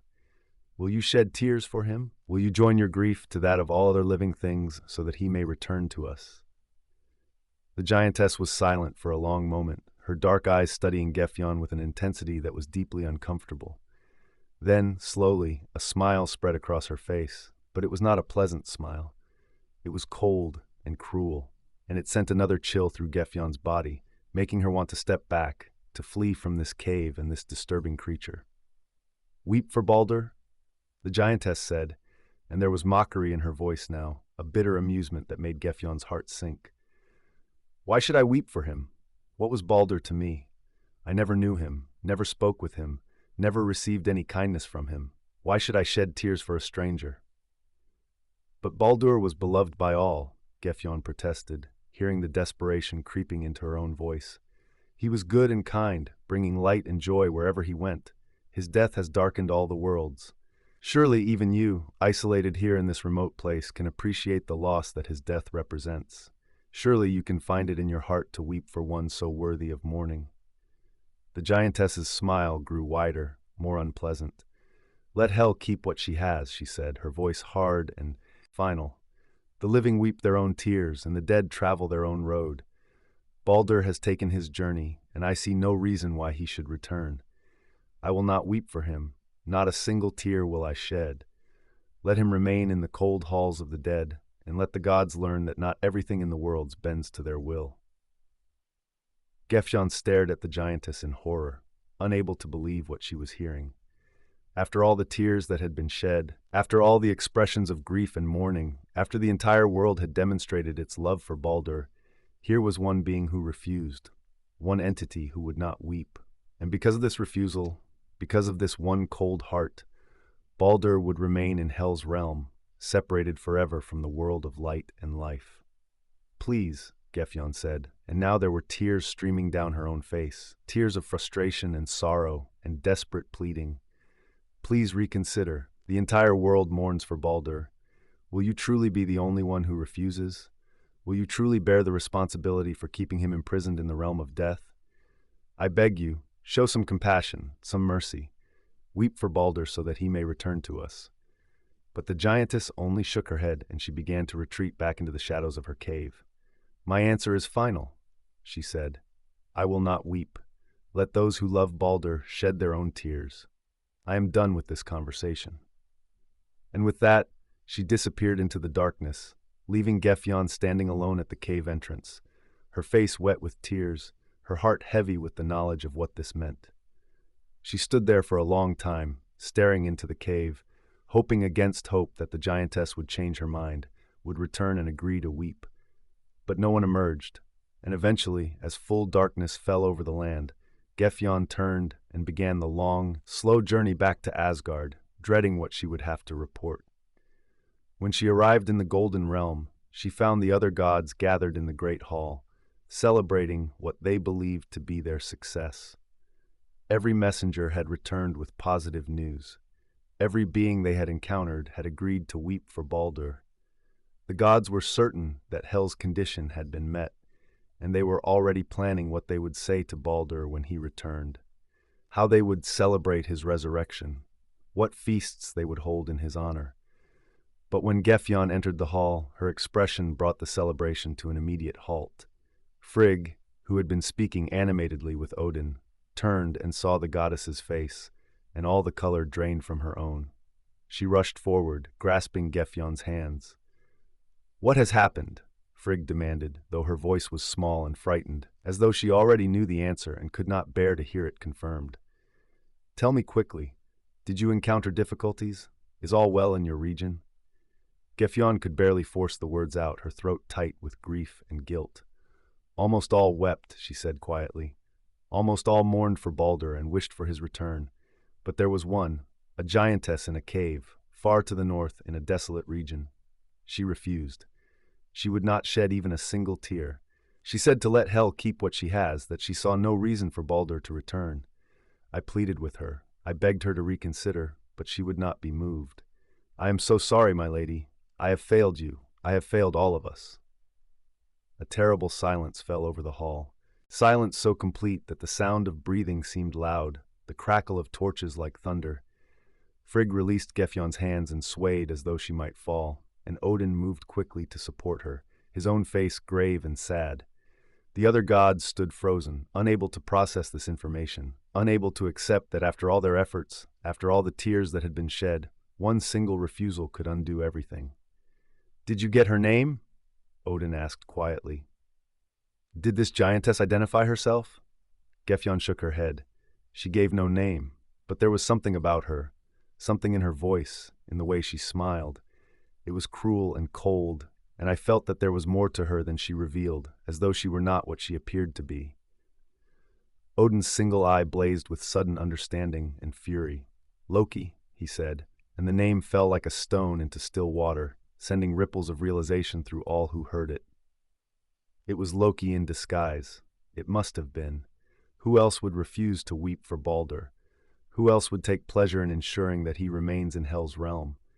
Loki killed him, and now Loki prevents his return. The betrayal is complete. Rage swept through the assembled gods, hot and fierce. They called for Loki to be found, to be brought before them to face justice for his crimes. They scattered throughout Asgard, searching every hall and chamber, but Loki was not to be found within the Golden Realm. He had fled, had hidden himself in some remote corner of the worlds, and though the gods sent out searchers, though they looked in every place they could think of, he remained elusive, a shadow that could not be caught. But the gods were patient, and their reach was long. They continued their search, never giving up, and eventually they found him. He had disguised himself as a salmon and was hiding in a waterfall.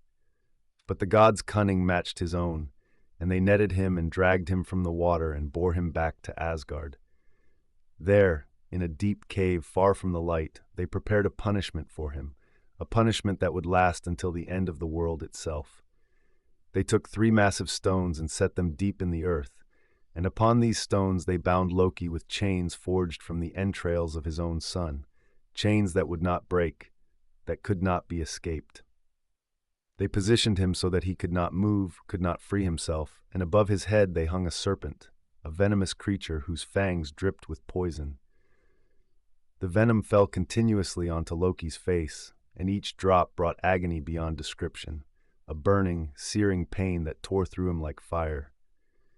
Loki's wife Sigyn, who had remained faithful to him despite all his crimes, all his betrayals, came to the cave and positioned herself beside him. She held a bowl above his face, catching the drops of venom before they could fall onto his skin. And she remained there, hour after hour, day after day, holding the bowl and protecting her husband from the worst of his torment. But when the bowl filled and she had to turn away to empty it, the venom would fall freely onto Loki's face, and his screams of pain would shake the earth itself, causing what mortals in Midgard would come to know as earthquakes, the ground trembling and shaking in response to the torment of the bound god. And so Loki would remain, chained in darkness, suffering for his betrayal, until the day of Ragnarök, when all chains would break, and all prisoners would be freed, when the final battle would be fought, and the world would end in fire and ice. But that day was far in the future, and for now, The gods had to live with the consequences of Loki's actions, with the knowledge that Baldur would not return, that the Shining One would remain in Hel's cold halls until the ending of all things. Frigg returned to her palace, and though she tried to resume her duties, though she tried to maintain her role as queen and as mother to the gods who remained, something in her had broken. She would sometimes stand in the place where Baldur had liked to sit, or walk through the gardens where he had spent his mornings, and tears would flow down her face without ceasing. She had done everything in her power to protect her son, had traveled through all the 9 realms extracting oaths, had sent messengers to every corner of existence asking all things to weep, and still it had not been enough. One tiny oversight, one small plant that had seemed too insignificant to bother with, and one cruel refusal from a being consumed with malice, and all her efforts had come to nothing. The other gods mourned as well, each in their own way. Thor threw himself into battle with even more ferocity than before, seeking in combat some release from the grief that consumed him. Odin sat upon his high seat and gazed out across the worlds with his single eye, and those who saw him said that he looked older than he ever had before, more burdened, as though he carried weights that threatened to crush him.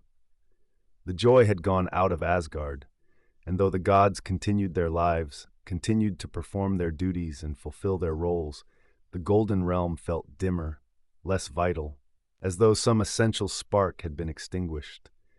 In Hel's realm, Baldur sat in the cold hall and tried to comfort Nanna, who wept not for her own fate, but for the grief she knew the living were experiencing. Baldur himself seemed strangely at peace, accepting his situation with the same grace and equanimity that had characterized his life. He spoke gently to the other dead, offering them comfort and reassurance, bringing to the realm of death some small measure of the light he had carried in life. Hel watched him with her strange divided gaze, and sometimes it seemed that even she, goddess of the dead, was moved by his presence, was softened by his kindness. "You are unlike any who have come here before," she told him one day, her voice thoughtful. "Most arrive angry or frightened, resistant to their fate, raging against the boundaries that hold them. But you accept what has happened. You make no complaints, level no accusations. Why is this?" Baldur smiled, and even in the dim light of that cold hall, his smile seemed to carry warmth. "What good would complaints accomplish?" he asked gently. "I am where I am, and anger cannot change that. If I am to dwell here until the ending of the world, then I will try to make this place a little brighter, a little less dark. Perhaps that is the purpose I meant to serve now." Hel regarded him for a long moment, and then she nodded slowly. "You may be right," she said. "Perhaps there is purpose in all things, even in what appears to be tragedy. You will remain with me, Baldur, until the day when all things end and all things are renewed. But know that you are honored here, that your presence is valued. You bring something to this realm that has never existed here before." And so Baldur accepted his fate, and he dwelt in Hel's hall with grace and patience, waiting for the day that had been prophesied, the day when the world would end and be born anew. The seers had spoken of this day, had described how Baldur would return from the realm of death when all the old hatreds had been burned away, when the cycle of violence and betrayal had played itself out completely. He would emerge into a world made new, a world where the mistakes of the past could not be repeated, and he would bring with him light and hope and the promise of a better future. But until that day came, the worlds would have to exist without him, would have to learn to carry on in his absence. In Midgard, humans told stories of Baldur around their fires, describing his beauty and his kindness, teaching their children to aspire to his virtues.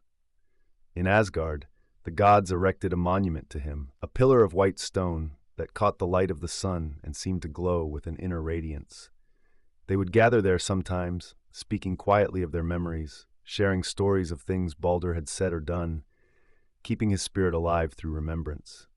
Seasons passed, turning from summer to autumn, from autumn to winter, and then cycling through again to spring and summer. Years accumulated, then decades, then centuries, and still Baldur remained in Hel's realm, and still the worlds continued without him. The grief of the gods did not disappear, but it changed over time, transforming from acute agony to a duller, more persistent ache, a sadness that became part of the background of existence, coloring everything but no longer dominating every moment. Frigg learned to live with her loss, though she never forgot, never stopped missing her son.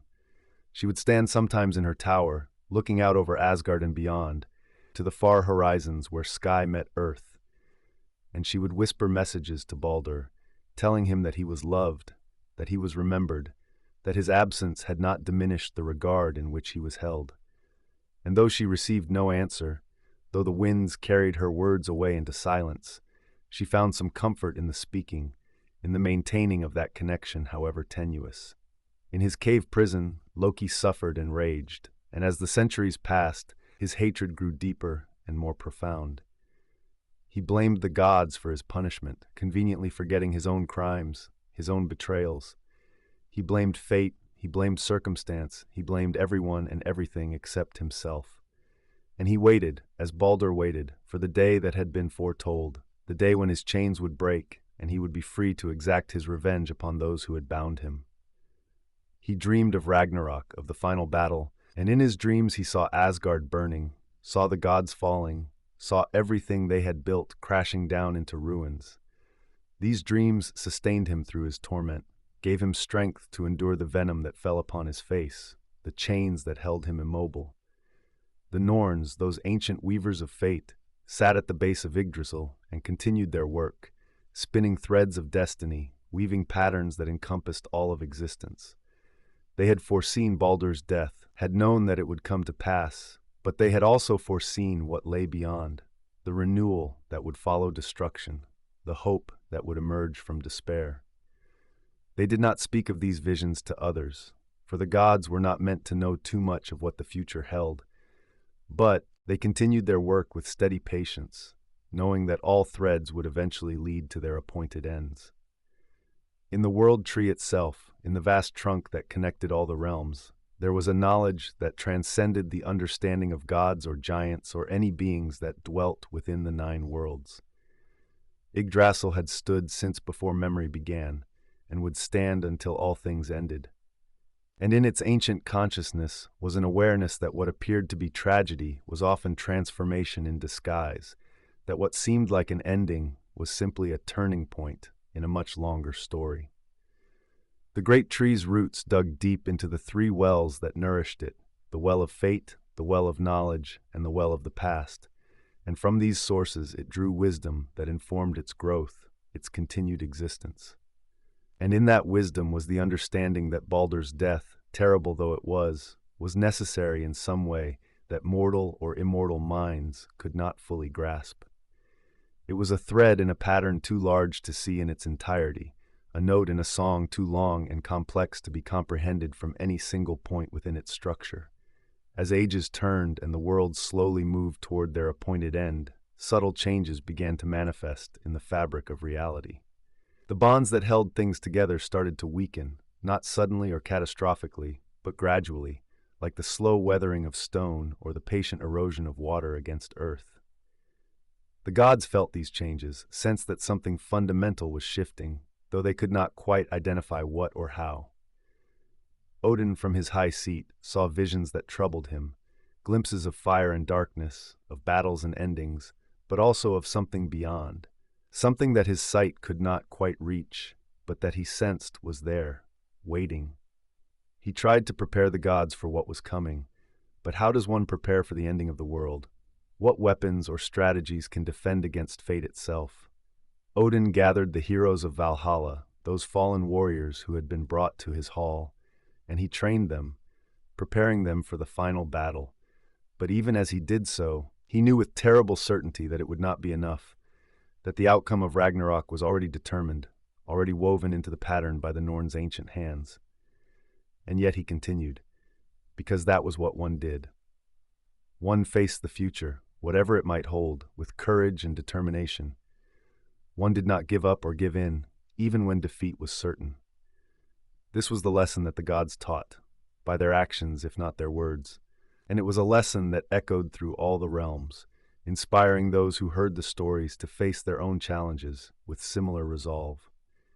In the quiet hours of night, when the stars wheeled overhead in their ancient patterns and the world slept beneath blankets of darkness, there was a stillness that held within it both sorrow and peace.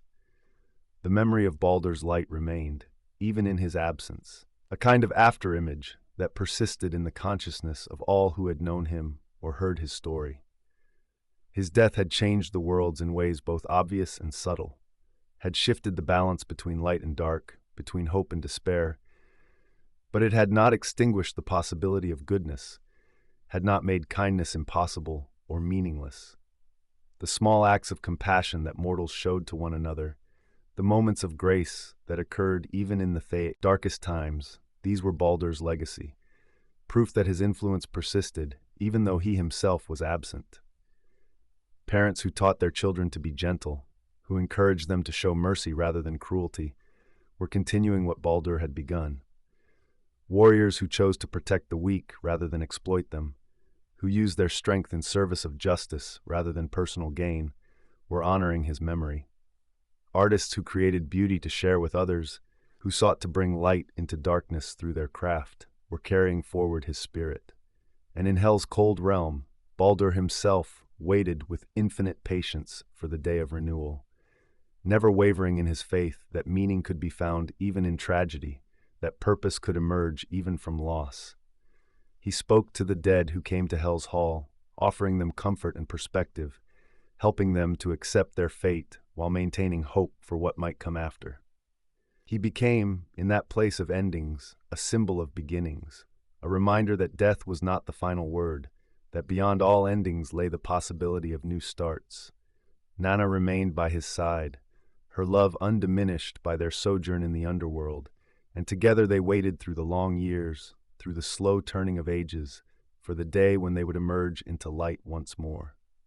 They spoke sometimes of what they would do when that day came, of the world they hoped to help build, a world where the old mistakes would not be repeated, where wisdom gained through suffering would be used to create something better, something more lasting. "Do you think they will remember us?" Nanna asked one day, her voice soft and wondering.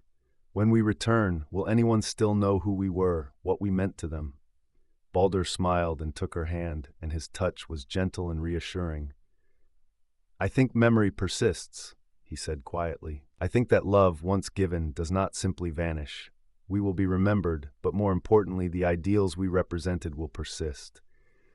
That is what truly matters.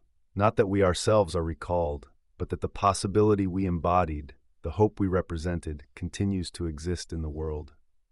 And Nanna nodded, understanding, and together they sat in the quiet of Hel's hall, content to wait, knowing that their time would come. Above them, in the world of the living, the sun rose and set, in endless rhythm. The seasons turned their wheel, bringing growth and harvest, death and renewal, in cycles that had persisted since the beginning of time. The gods of Asgard performed their duties, maintained their watchfulness, prepared as best they could for what was coming. The mortals of Midgard lived their brief lives, loving and struggling, building and destroying, finding meaning where they could in the short span allotted to them. And through it all, through all the ages and epochs, through all the joy and sorrow, through all the birth and death and transformation, there persisted a thread of light, a memory of the Shining One, a reminder that goodness was possible, that beauty could exist, that love was real and meaningful even in a world touched by darkness and betrayal. Baldur's death had not extinguished these truths. If anything, it had made them more precious, more valuable, more worthy of preservation and protection. The gods had learned at terrible cost that nothing precious is immune to loss, that vigilance can fail, that even the most perfect protections can be circumvented by malice and guile. But they had also learned that some things persist even in absence, that influence can outlast physical presence, that a legacy can be more enduring than life itself. These lessons, hard-won and painful, became part of the wisdom that the gods carried forward, that they passed on through stories and songs, that they wove into the very fabric of how they understood and interacted with the world. And when at last the day of Ragnarök came, when the fires burned and the battles raged and the old world fell into darkness, when all the prophecies were fulfilled and all the threads of fate reached their appointed ends, It was with the knowledge that beyond the ending lay a beginning, that from the ashes would emerge renewal, that Baldur would return. And in that knowledge, in that hope, in that certainty that light would follow darkness as surely as dawn follows night, there was peace. A deep, abiding peace that transcended fear and grief, that made endurance possible, that gave meaning to suffering and purpose to struggle. It was the peace of knowing that though much might be lost, something essential would remain and would, in time, flourish anew. In the endless night that would follow Ragnarök, when the stars had fallen and the sun had been extinguished, when the gods had fought their final battle and the worlds had been consumed, there would be a moment of perfect stillness, a silence so complete that it would seem as though nothing had ever existed, as though the entire vast tapestry of creation had been only a dream. And then in that silence would come the first stirrings of new life, the first hints of light returning, and from Hell's realm would emerge Baldur, walking hand in hand with Nanna, stepping out into a world made clean and new. He would bring with him the light that had never truly been extinguished, the gentleness that had persisted even through ages of darkness, the hope that had sustained all who remembered him through the long years of waiting. And he would help to build the new world, to establish it on foundations stronger and more lasting than those that had supported the old. Foundations built not merely on power, but on compassion, not merely on strength, but on wisdom, not merely on glory, but on love. This was the promise that lay ahead, the certainty that made the present darkness bearable.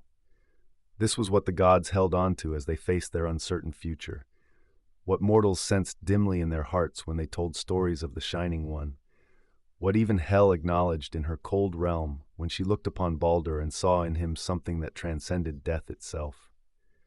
And so the worlds continued, spinning through space and time, moving inevitably toward their appointed end and their promised renewal. The memory of Baldur's life and death, of his light and his loss, of Loki's betrayal and the gods' grief, became part of the foundation upon which the future would be built. The story was not over, would not be over until all things were over, and perhaps not even then. Stories like light have a way of persisting, of finding cracks to shine through, of refusing to be entirely extinguished. In the deepening twilight that settled over all the realms as the ages turned toward their conclusion, there was still beauty to be found, still moments of grace and kindness, still love given and received. The darkness had not won, not entirely, not permanently. And in that knowledge, in that stubborn persistence of light, even in the face of overwhelming shadow, lay the true legacy of Baldur the Shining One, beloved of gods and mortals alike, whose death had been both an ending and, in ways mysterious and profound, a beginning.